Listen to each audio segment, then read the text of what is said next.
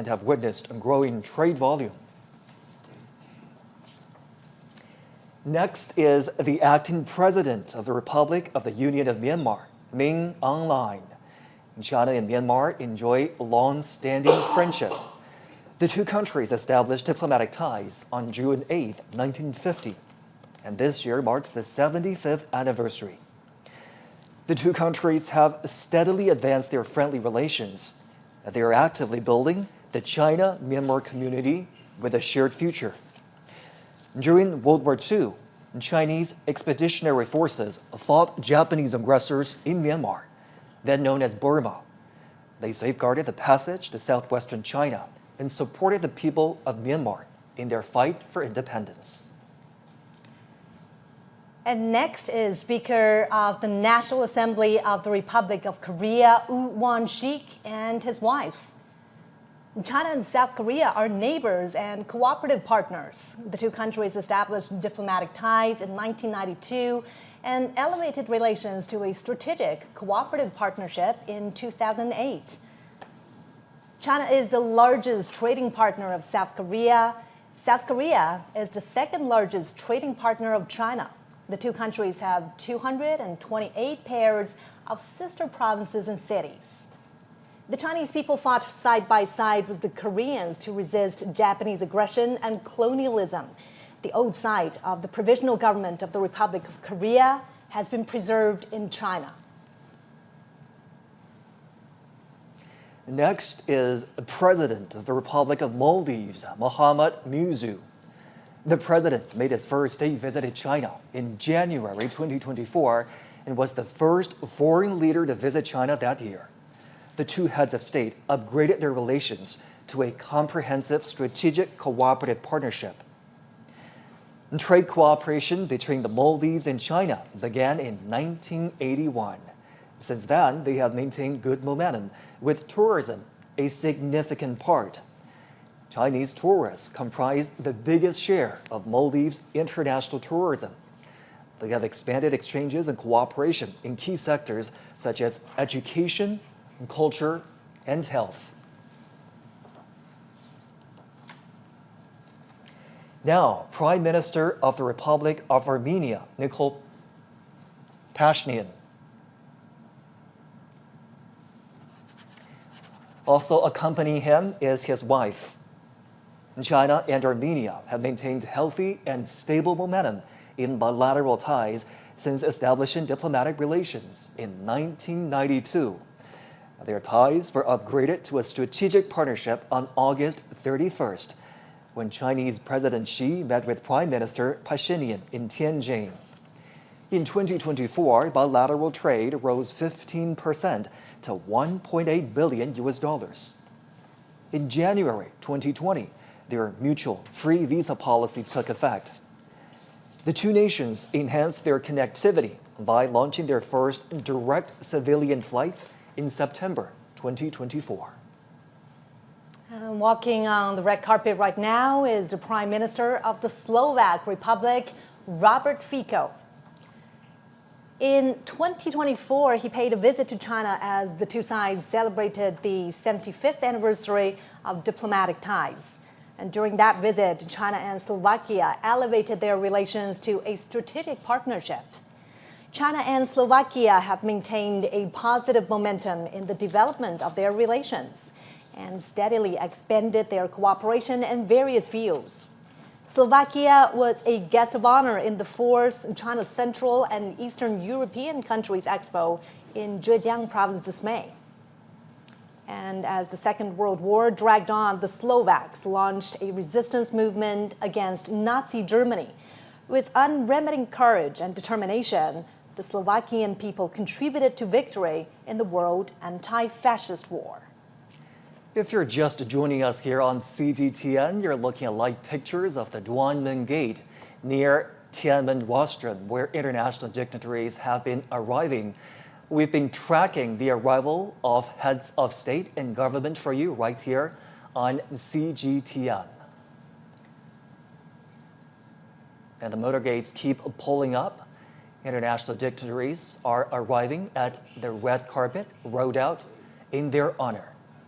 And some of the guests attending today's commemoration previously attended the Shanghai Cooperation Organization Summit in Tianjin, which just concluded in the northern port city. And in that summit, the leaders jointly issued the Tianjin Declaration. Now comes the president of Mongolia, Ukhna Hurosa, and his wife. China's land border with Mongolia is the longest at 4,710 kilometers. The two countries have been deepening mutually beneficial cooperation over the past 70 years since they established bilateral ties. They have achieved a rapid development and significant outcomes in relations in more than 2 decades. China has been Mongolia's largest trading partner and investor. Bilateral trade reached over $18 billion in 2024, 10% higher than the previous year.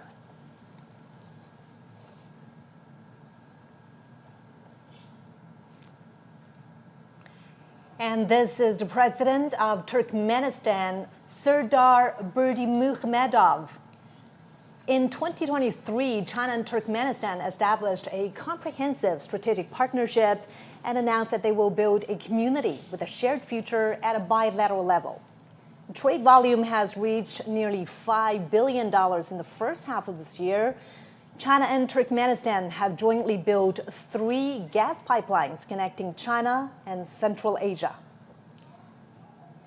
Cultural exchanges between these two countries are frequent. The Chinese language is taught in elementary and middle schools in Turkmenistan. On the red carpet now, our first secretary of the Central Committee of the Communist Party of Cuba and President of the Republic of Cuba, Miguel Diaz-Canel, and his wife. Cuba was the first country in Latin America to establish diplomatic ties with the People's Republic of China. This year marks their 65th anniversary. In the past 65 years, China and Cuba have always trusted and supported each other, setting an example for unity and cooperation between socialist countries and mutual assistance with sincerity among developing countries. In World War II, Cuba provided military support and supplies to the Allied forces. Now on the red carpet is President of the Kyrgyz Republic, Sadir Japarov. China and Kyrgyzstan are connected by mountains and rivers, and the two peoples are connected heart to heart. Their relations have seen great development in recent years. In 2023, the two countries established a new era all-round strategic partnership and announced the building of a China-Kyrgyzstan community with a shared future of good neighborliness and shared prosperity. China is Kyrgyzstan's largest trading partner. Bilateral trade in the first half of this year has increased by 53% from a year ago to over $14 billion.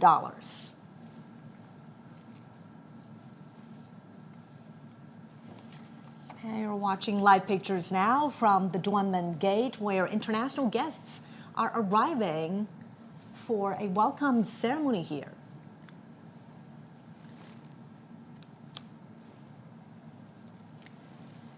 And now we are seeing pictures of the President of the Republic of Azerbaijan, Ilham Aliyev, and his wife. President Aliyev has visited China several times. China-Azerbaijan ties have been close despite the long distance and have strengthened in recent years. The two countries have had close, high-level communications in recent years. This April, the two heads of state announced a comprehensive strategic partnership between China and Azerbaijan.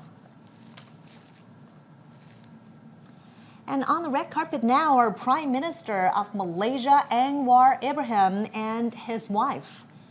China and Malaysia have long-standing friendships. And of course, this friendship is born out of their long history, cultivated by cultural integration, strengthened in mutually beneficial cooperation, and forged in difficult times. In April, they agreed to build a high-level strategic China-Malaysia community with a shared future. During World War II, overseas Chinese in Malaysia launched a fundraising campaign for China's war of resistance against Japanese aggression. Over 1,000 Nanyang volunteer mechanics and drivers sacrificed their lives while transporting military supplies on the Yunnan-Burma highway to the front lines in China.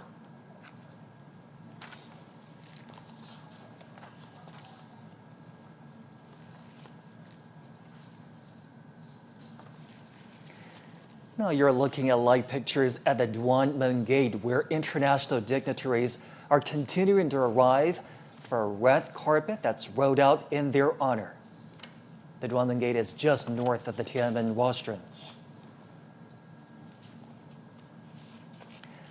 On the red carpet now is Thongloun Sisilith, General Secretary of the Lao People's Revolutionary Party Central Committee and the President of the Lao People's Democratic Republic. China and Laos have a long history of friendship. They're good neighbors and comrades. They have deepened exchanges and cooperation in fields such as politics, economy, military, and culture and health. They also coordinate and cooperate closely in regional and international affairs. Bilateral trade cooperation has expanded in recent years. China is Laos's biggest investor, second exporter, and second largest trading partner. The China-Laos Railway has earned the name of the Golden Passage due to record volume of passengers and freight.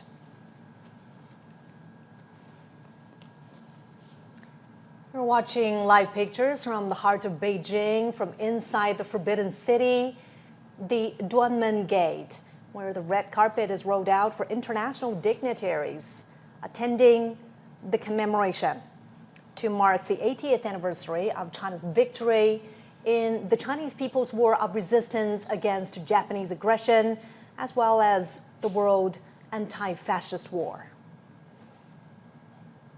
Heads of state and government are continuing to arrive at Tiananmen Gate. This is just north of the Tiananmen rostrum. It's a short walk to the Tiananmen rostrum. China held another commemoration to mark its V-Day 10 years ago in 2015. And it was in that commemoration that heads of state, as well as leaders from international organizations, also attended. And this is certainly a show of solidarity.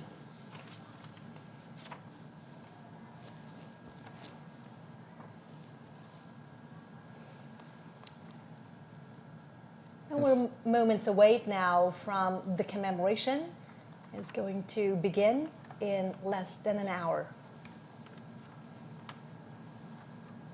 And now the next guest has arrived. The President of the Republic of Serbia, Aleksandar Vučić, and his wife. President Vučić has always promoted China-Serbia cooperation and exchanges. The two nations are advancing the high-quality development of a China-Serbia community with a shared future. They are ironclad friends who help each other in hard times. 80 years ago, people from the two nations significantly contributed to the victory of the anti-fascist war in the battlefields of Asia and Europe. China and Serbia have trusted and supported each other for a long time. On the red carpet now is President of the Republic of Tajikistan, Emomali Rahman. President Rahman is an old friend of China and the Chinese people. He's been to the country more than 20 times. China-Tajikistan relations are at their best with frequent high-level exchanges. Last year, the two countries announced a comprehensive strategic partnership. And from this higher starting point, they will build a China-Tajikistan community with a shared future. Prime Minister of the Islamic Republic of Pakistan, Shehbaz Sharif. Pakistan was one of the first countries to recognize the People's Republic of China. The two are ironclad friends and all-weather strategic cooperative partners. They are deepening their strategic mutual trust and practical engagement. And China has been Pakistan's largest trading partner since 2014. China is also the largest foreign investor in Pakistan.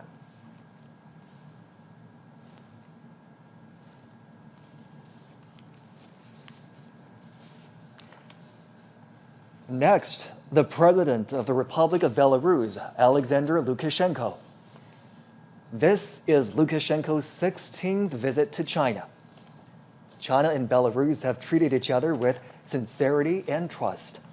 As all-weather, comprehensive strategic partners, the two have maintained close, high-level exchanges and achieved milestones in their expanded bilateral cooperation. On May the 9th, the Chinese PLA Guard of Honor attended the military parade in the Belarusian capital of Minsk to commemorate the victory of the former Soviet Union's Great Patriotic War. President of the Republic of Zimbabwe, Emmerson Mnangagwa.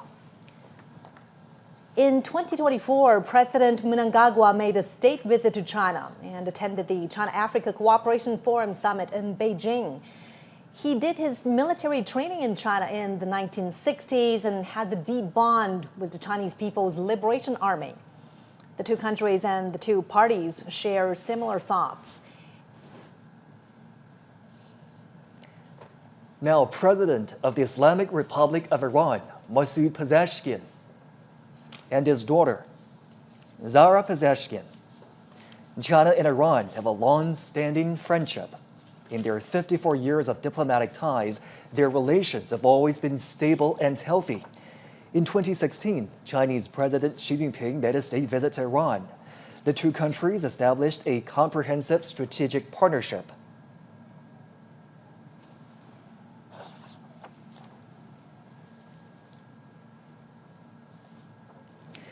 Next is the President of the Republic of the Congo, Denis Sassou Nguesso. Among African leaders, he is one of those who has made the most visits to China and met with Chinese President Xi Jinping. The two heads of state have a deep friendship. The Republic of the Congo is China's ironclad friend. A bilateral tie.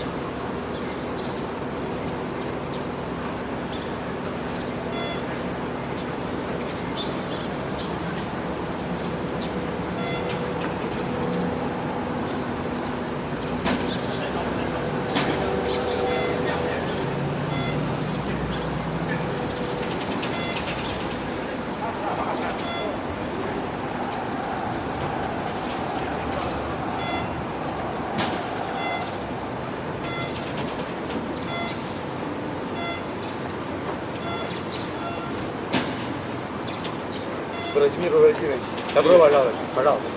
Да, спасибо большое.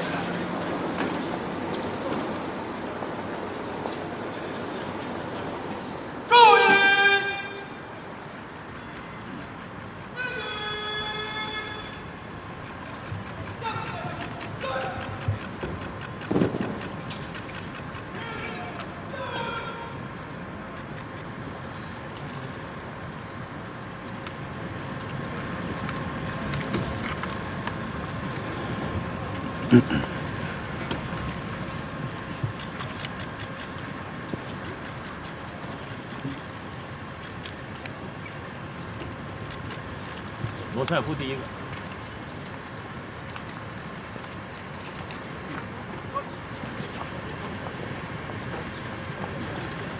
对，老师往这儿来。哎，新开发银行行长罗塞夫。公鸡啊！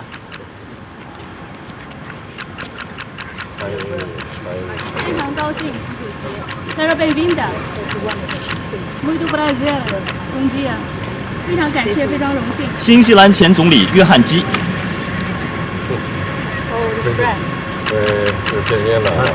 Nice to see you again， 很高兴再次见到你。新西兰前总理克拉克。Good to see you again， 习主席很高兴再次见到你。日本前首相鸠山由纪夫。欢迎，很高兴见到你。罗马尼亚前总理讷斯塔纳塔塞。Nice to meet you. 欢迎你。 Welcome to China. 夫人。您好，我是他夫人。Welcome to China. 澳大利亚前州长安德鲁斯。Welcome to China. 我来自澳大利亚。联合国副秘书长李军华。联合国粮农总干事屈冬玉。上合秘书长金立群行长。亚信秘书长。上合反恐机构主任。吉安条约组织秘书长。独联体秘书长。欧亚经济委员会执行委员会主任。希腊前总理帕潘德里欧。意大利前总理达赖马。瑞士前总理毛雷尔。比利时前首相莱特姆。匈牙利外长西亚尔多。尼加拉瓜顾问主席您好，劳雷亚诺。孟加拉国临时政府国家安全顾问。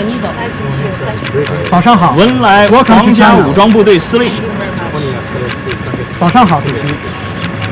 巴西政府代表大使高旺。巴西总统首席特别顾问阿莫林。早上好，非常荣幸。土耳其总统代表外长费丹。习主席您好 ，Good morning。土耳其总统代表能源部长。Welcome to China。埃及副总理。新加坡副总理严金勇。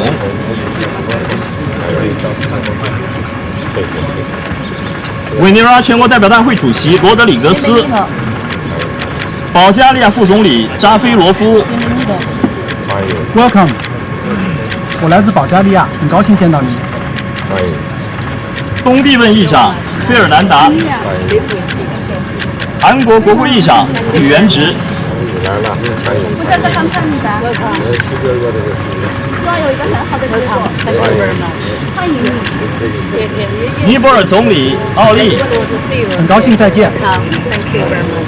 斯洛伐克总理菲佐。Good to see you again。很高兴再次见到你，祝贺。越南国家主席梁强。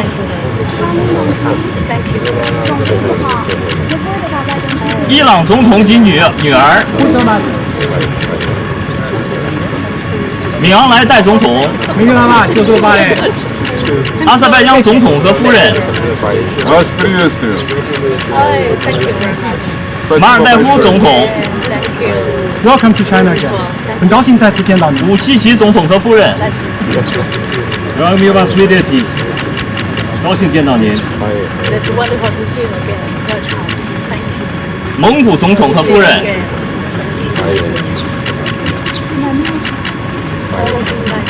津巴布韦总统姆南加古瓦。Welcome to China。很高兴再次见到您。刚果副总统萨苏，很高兴再次见到您，主席先生。哈萨克斯坦总统托卡耶夫，印尼总统普拉博沃， Thank you for being here. 亚美尼亚总理及夫人，西哈莫尼国王，米尔基耶夫总统和夫人。我们昨天的会见非常好。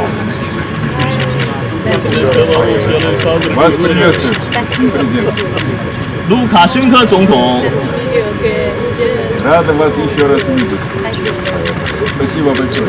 拉赫蒙总统，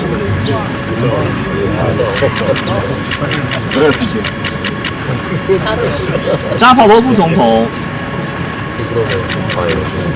别尔德穆哈梅多夫总统，通伦总统，通伦主席。 很高兴再次见到您，习主席。Welcome to China。卡内尔主席。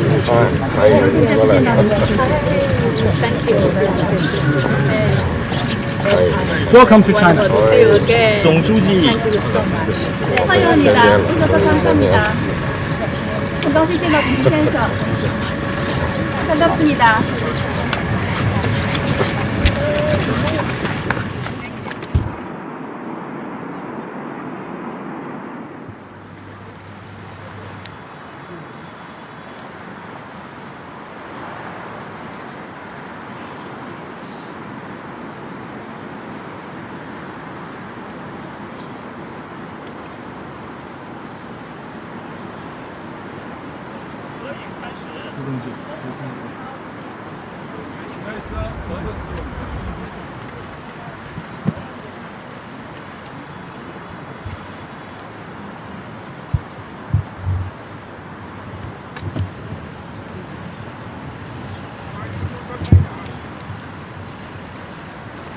谢谢。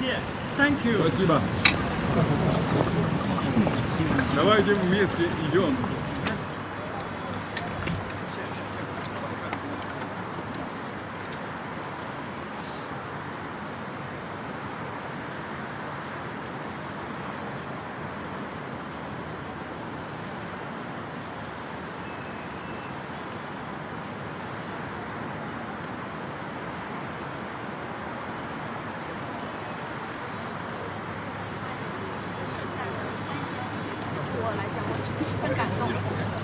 我也非常高兴啊！我们好久没有见面了。这一次时隔6年再次见到你。是，很高兴。特别是在这样的一个有意义的。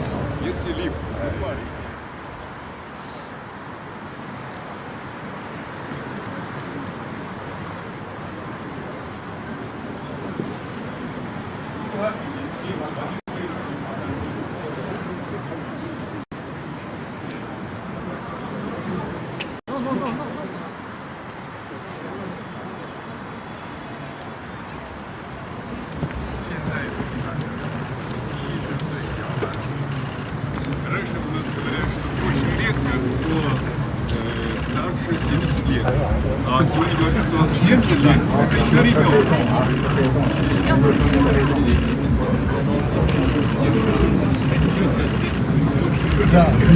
姑娘，发展，人类的器官会不断的移植，甚至越活越年轻，甚至会长生不老。有人预测呢，本世纪呢，可能另外可以活到150岁。Есть прогнозы, что в этом мире человек живет от 100. Да, живет в ведомии.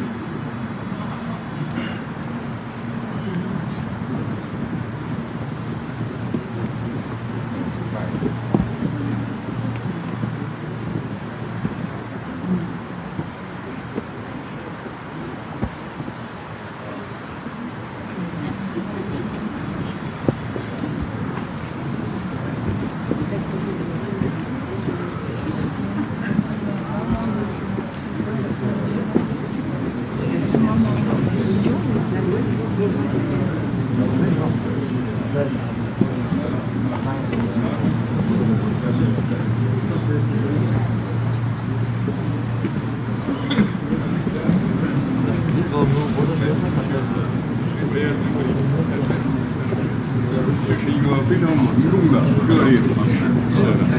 是的，现在有5万观众。Thank you, Nina. Yes, I think so.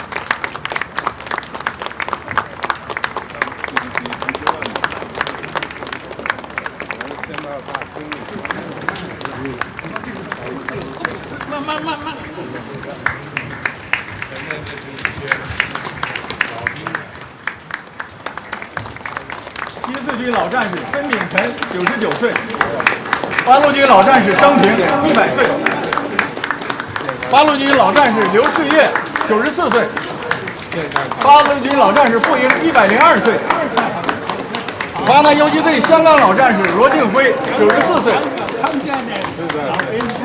老英雄，国民党抗日老兵宋其祥100岁。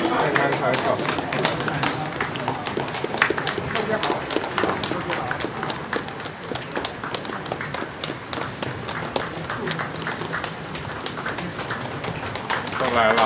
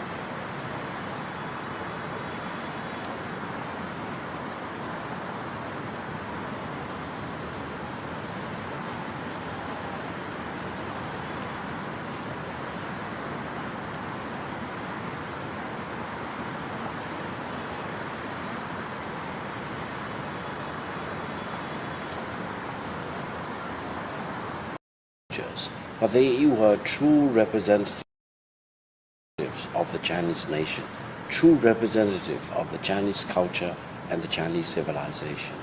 In their bodies, I can see the most splendid and the glorious part of the Chinese civilization. So, epitome of the Chinese nation. They became the epitome of the Chinese civilization. And by shedding blood for their own motherland, by fighting off foreign aggressors, they set an example for the future generation. So now we honor them as our national hero, and the generation draw inspiration from these veterans and learn lessons from them, and we become redoubled in our commitment to defending peace and defending China and defending the Chinese culture and ultimately the Chinese civilization. You know, obviously, we're commemorating this day. We're inviting veterans up on the Tiananmen rostrum to carry on the spirit of the war of resistance against the Japanese aggression. Mr. Zhou, how do we do that? How do we make sure that the spirit of perseverance, the spirit of never surrender, the spirit of defending your motherland lives on in today's world? Well, these people are actually old soldiers, right? And old soldiers never die. So what they have left us are actually a litany of fine traditions. But if you look at the PLA today, you would find it so interesting to see that how small they were at that time and how ill-equipped they were at that time. But on the contrary, today, China is almost the opposite, right? China is having the largest armed force in the world, and in the moment we're going to see all the modern weaponry and combat platforms. But still, this kind of fine traditions are basically in the heart and in the blood of our modern day soldiers, because that's really, really matter, for us if you are going to another war. So you have to think of where you come from, right? And what kind of traditions are already placed in you. So these people basically are the very sources of a fine tradition. How can remembering their sacrifices and contributions inspire values that are still relevant today?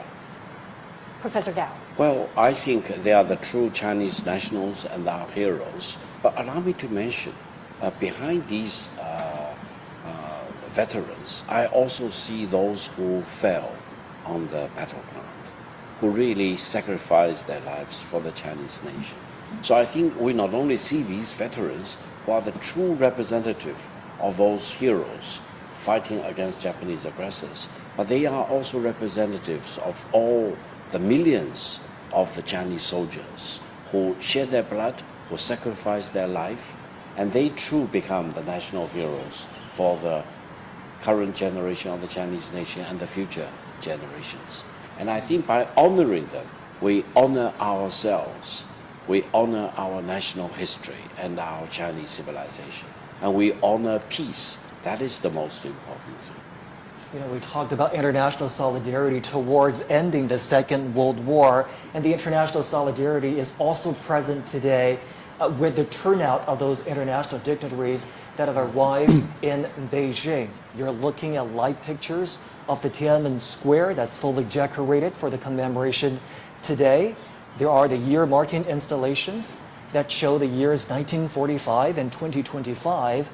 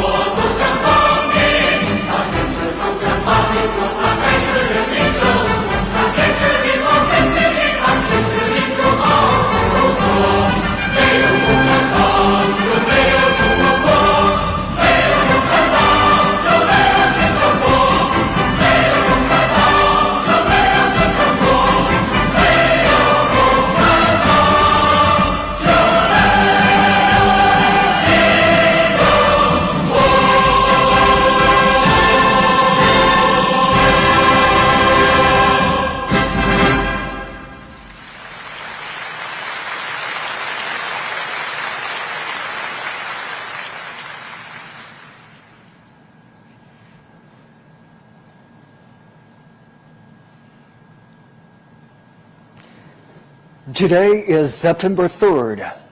In the capital, Beijing,